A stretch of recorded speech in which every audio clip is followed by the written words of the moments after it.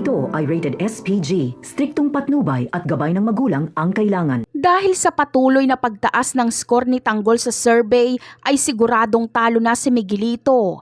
Kaya ang tanging paraan na lang para makaupo si Miguelito ay mapatay si Tanggol.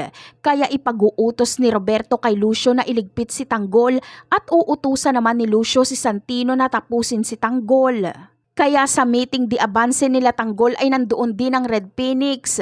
Nakasuot sila ng campaign t-shirt ni Tanggol para kunwari ay taga-suporta sila ni Tanggol.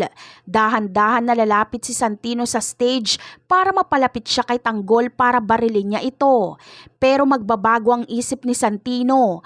Magsasalita kasi si Fatima at sasabihin niyang si Miguelito ang pumatay kay David. Kaya mapagtatanto ni Santino na umpisa pa lang ay wala palang kasalanan ng kanyang kuya Tanggol at gusto lang nitong mabigyan ng maayos na burol si David.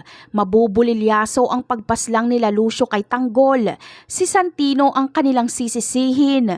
Parang iniligtas ni Fatima si Tanggol dahil kung hindi nagsalita si Fatima ay itutuloy ni Santino ang pagpatay kay Tanggol. Simula ngayon ay protektado na ni Tanggol si Fatima, habang si Rigor naman ay hindi mapapanood sa balita ang sinabi ni Fatima na si Miguelito ang pumatay kay David dahil nasa meeting di avance din si Rigor na mga gerero.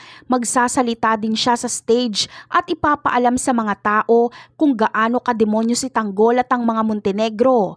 Kaya abangan na lang natin ang mga susunod na kaganapan. Bye!